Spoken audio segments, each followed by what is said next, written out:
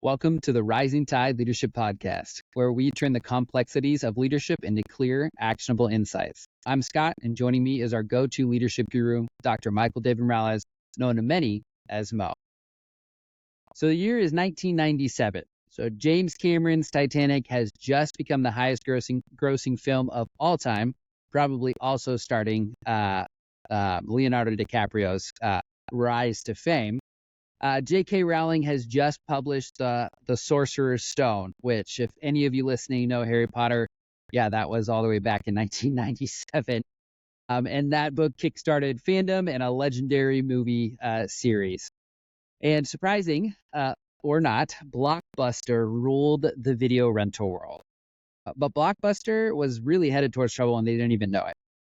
See, there is this guy named Reed Hastings, and he was about to revolutionize the way that we rent movies. So he had a way that was significantly more affordable and convenient for everyday busy Americans. So what started out as kind of a modest DVD rental service would eventually transform into a global leader in streaming entertainment. So if you couldn't catch on by now, Reed Hastings was the visionary and co-founder and CEO of Netflix. So he orchestrated kind of this dramatic shift in Netflix by just cultivating a unique corporate culture that was really defined by freedom and responsibility. So under his leadership, Netflix embraced a work environment where employees were granted really significant autonomy, and that was paired with high expectations for performance. There was actually this thing called the Netflix Culture Deck, and it really became famous and kind of became emblematic of kind of this ethos that Hastings was pushing. And it just emphasized innovation and accountability. So Hastings just had this relentless focus on fostering continuous experimentation and agility that not only redefined Netflix's internal culture, but then also secured its place at the forefront of the competitive streaming market. And really, Netflix is the thing that kicked off pretty much every streaming platform that is out there today. And this week's topic, related directly to that, is such an important one, kind of like everything that I feel like we talk about here, but how leadership skills can affect culture. So Mo, can you go ahead and just kick us off today? Yeah, absolutely. What a great story. And Netflix really is one of those stories of, wow, you don't really think it could really take over something like Blockbuster, or if people out there remember Redbox. But all of a sudden, it's like the thing. So things can shift like really quick, right? And so leadership just isn't about managing tasks or hitting deadlines, right? It's about shaping culture of your organization and culture that drives long-term success. And so today, we're going to break it down into three main points: modeling behaviors, establishing purposes, reinforcing the way that you do things. And so these are all key ways that leaders use influence to really shape the culture of their teams and their organizations. Today, our first point, leaders, you got to find your footing. So finding your footing is important because how do you model behavior at your place? As a leader, people are always watching. There's always a camera on you, is what they tell you when you're somebody famous. And so you don't want to pick your nose or do something else dumb, right? So leaders, somebody's always watching you. When there's people around, somebody's watching. They observe how you respond to challenges, how you communicate with others, how you embody the values that you claim to support. So your team is going to mirror your actions. If you lead with integrity, if you remain calm under pressure, if you adapt to change with positivity, your team is going to follow suit. Ultimately, the values that exist in an organization's culture are the ones being modeled by leadership, not just the ones that are in the written handbook. Yeah, it's what you said about being always watched. I have a 1-year-old at home, and there have definitely been times where I have done something or said something and watched him mimic it, and I go, oh no, that is not something that I wanted him to copy. So definitely always being observed. But from kind of that opening there, it sounds really like leaders kind of set the tone, and then that tone actually becomes the cultural standard, right? It really does. So leadership, by example, creates a trickle-down effect. And if you want a culture of accountability, respect, innovation, you have to be the first one to demonstrate those values consistently. There are, throughout your work time, it's hard to always tell sometimes how you are doing, so to say.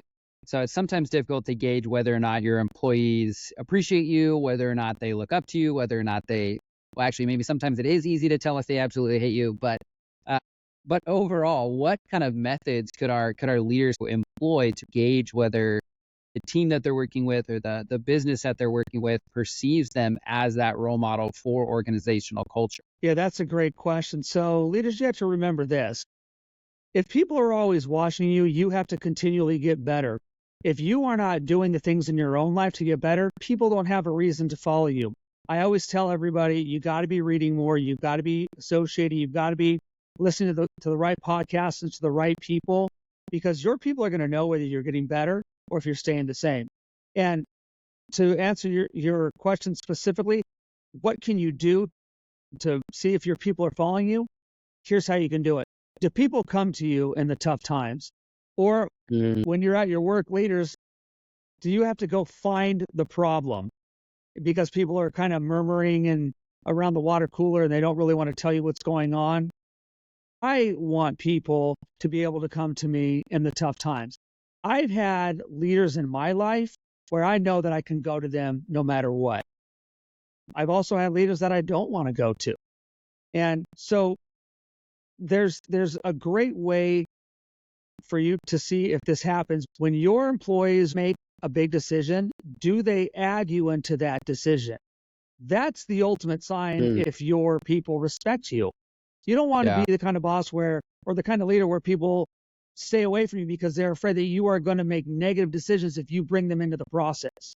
So leaders, let them know that you want to be part of the process. The first thing that I tell people when they come and work with me is, if you find a better place or something better than what we're doing here, do it. I love that.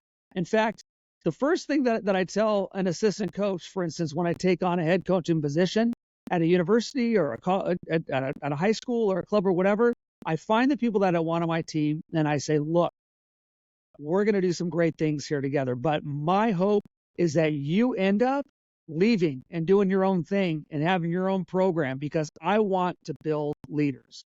Leaders, you need to make sure that your people are number one on your mind. And by doing that, you're going to let them know that they can always come to you. And that's the way that you gauge whether or not your team perceives you as a role model and somebody that is out for not just the good of the organization, but for their personal welfare. I feel like that's such a good point too, because, what I think of myself as on my leadership journey, I know I don't have all the answers, and I know I don't. And we talk all the time on here, and I literally, I kid you not, I just talked to someone about this the other week, but just how we talk all the time about how it's getting the right people on the bus. And part of that process is knowing that you don't know everything. So bringing those people in, bringing your, even if you're in charge of them and you're that leader, bringing them in, because in any situation, they also could have ideas or things like that that you might not even have thought of. Absolutely. I think that's a great way to look at it. And for our leaders, they should be doing that. They should be thinking, like you said, where am I on the leadership journey?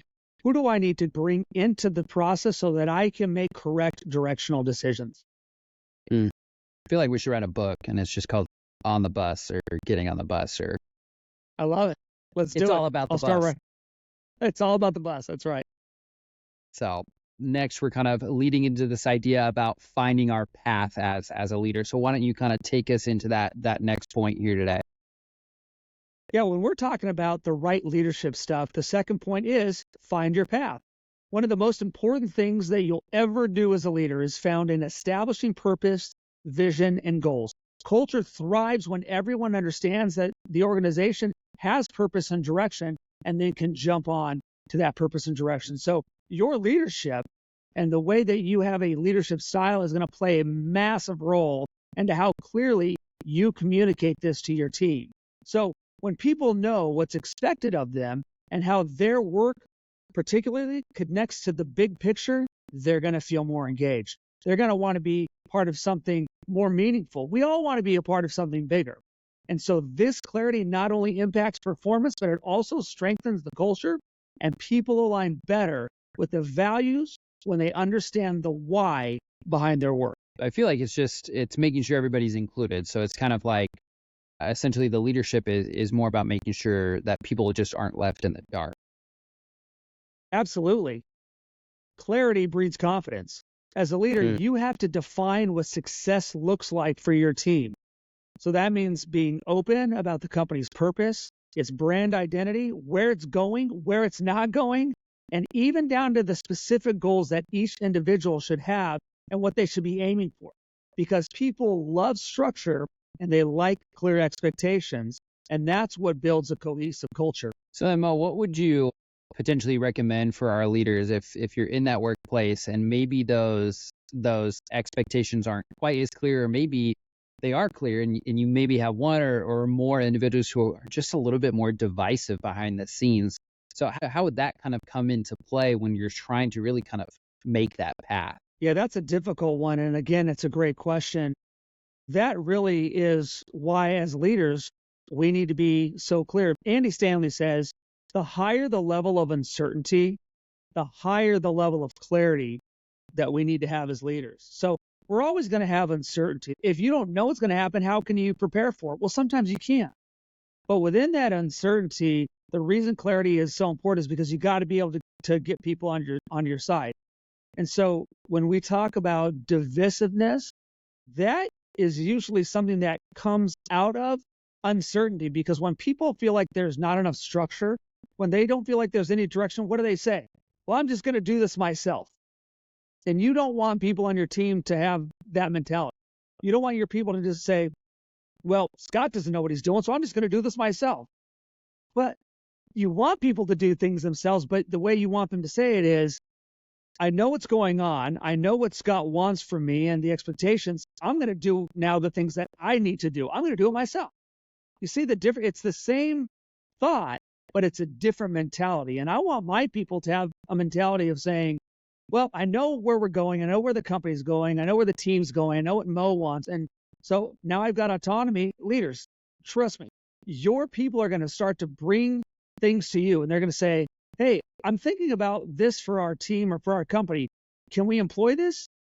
And when they start bringing those kind of things to you, you know you are kind of breaking down that barrier, and that they are having that trust in you as a leader. That's how you find your path as a leader. Then you find a path with all your people. And then as a team, you take that path, and that's when you see success. Yeah, it almost sounds like when we're talking about that, it's a difference in motivation.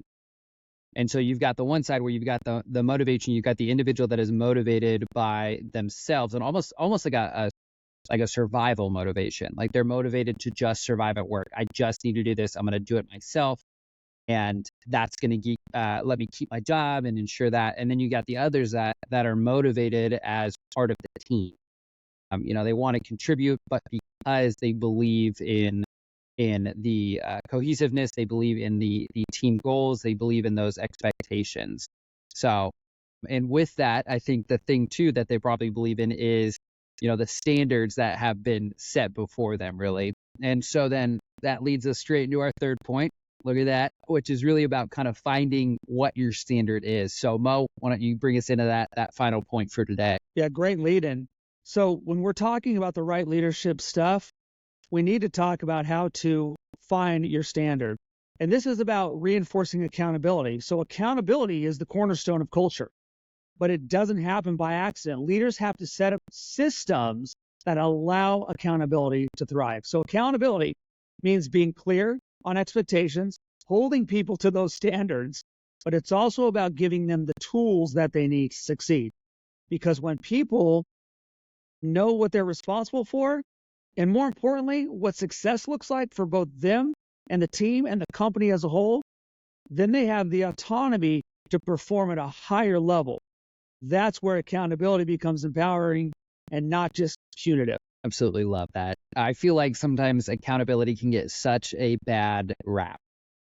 For the most part, accountability is so misunderstood, and just the positive influence and the positive outcomes that accountability can create. But when you're framing it really as a way for people to, or really a way to help people succeed, it's not just like you're checking boxes. Yeah. So accountability isn't just about micromanaging. It's about creating a culture where people understand their role and then they're equipped to excel in it. So when leaders are transparent about the goals and then they set the measures for success, and I like to call those mile markers. And I remember growing up under Kevin's leadership, he'd say, "Let's set some mile markers and let's follow up on those." And then he would come in and he would support me. And at each mile marker, we actually called them that. And when we got to those mile markers, which were whether we went by time or by what was accomplished, we'd sit down and say, okay, so we're at this mile marker and where do we go now? And I remember he would always ask me, what can I do to support you to get to the next mile marker? And that opened it up for me to tell him, my supervisor, what I needed from him to succeed. And then here's the great thing. Kevin just got out of my way. And he like kept the leash on me like with a lot of rope. And he'd just say, just go, just do it. You're good at doing these things. Be successful. And that empowered me. I want to empower my people the same way. Because when I do that, and when we do that as leaders, an accountability kind of takes shape and becomes a way to drive growth. And it's not just about enforcing rules, but it's giving people those tools so they can be successful. It's such a delicate, really just dichotomy to find a place where accountability can be effective and appreciated. If you kind of stray too far one way, and you end up as more of a hands-off leader. But if you stray way too far the other way, you end up micromanaging, kind of like what you already kind of leaned toward or what you kind of already talked about. I feel that often people who are being micromanaged in the workplace don't speak up either. So from that, kind of how can our leaders be on the lookout for things that would indicate that that maybe their leaders are shifting towards more of that micromanagement versus what Kevin Cobb did with you, where it's, hey, I'm here, but I'm going to trust that you're going to do your own thing. But if you need me, I'm right here to help you. And so how do we start to notice that as leaders, and what can we do to, I don't know, course correct in those types of situations? Yeah. Let me ask this question about micromanagement to our leaders out there. Do you have to have your hand in everything that's going on your team and disguise that as wanting to make sure that things are going to get done? Because if you're the kind of person that has to be in every meeting and has to put their 2 cents in everything, and after a meeting's done at the end, you have to give everybody your advice on how things need to go, then I would say you need to step back a little bit, trust your people, and stop micromanaging. Now, of course, you need to know what's going on because you're the supervisor, you're the boss, the buck stops here, you're the person in charge. But your people don't want to be micromanaged. None of us want to be micromanaged. And so if you are putting too much in, if you are giving too much to the process, you need to step back and let your people do it. And like Kevin did, set those mile markers. Give them the parameters, tell them what you need to get done, and then ask them this at this first meeting. What do you need from me? What kind of clarity can I bring so that you can start? Once you get answers to those, then get out of the way. Don't micromanage. That's where the micromanagement starts. Once you tell somebody what you need them to do, and then you come back and say, well, are you doing it this way? Are you doing this? Are you doing that? That's micromanagement. Give the expectations, give the purpose and the goals, tell them where you need to get, and then get out of the way. Most of us out there have been micromanaged and have been a micromanager. Don't micromanage your people. Don't micromanage your staff. Get out of the way. Let them do what they were hired and get paid to do. You're getting paid, hopefully, to build a great team. Let them be the great team and get the results, the things that they love to do. Do not micromanage. Well, before we sign off for today, what, if any, final thoughts and wisdom do you have to impart on us? Yeah, leaders, remember this. The leadership skills that you have affect culture in a very big way, more than you even think. And by modeling the right behaviors, it's really going to be the game changer for the way that your people either succeed or fail. So give them the purpose, give them the vision, reinforce the accountability, create a culture that thrives. And remember, culture is always fluid. It's always changing. There's always new members. There's always new projects. There's always things that we're doing. So if it shifts with every decision, every conversation, and every action, it's your job as a leader to get in front of that and make sure that you keep the culture constant. Keep your hand on that wheel. Sometimes you feel like it's trying to pull one way or the other. It's your job as a leader to keep the ship steering straight. Man, what a great discussion today. For all our listeners, you should download this, put it on repeat. I really love that idea that culture isn't just something that happens. It's something that leaders actively shape every single day. Thanks for breaking it down for us today, Mo. And a big thanks to all of our listeners for tuning in. If you guys enjoyed today's episode, please rate, review, and subscribe. You can connect with us on Instagram, Facebook, YouTube, or at our website, rtclc.com. Your guys' feedback helps us connect with more leaders and bring you valuable insights. Until next time, lead with purpose and stay authentic.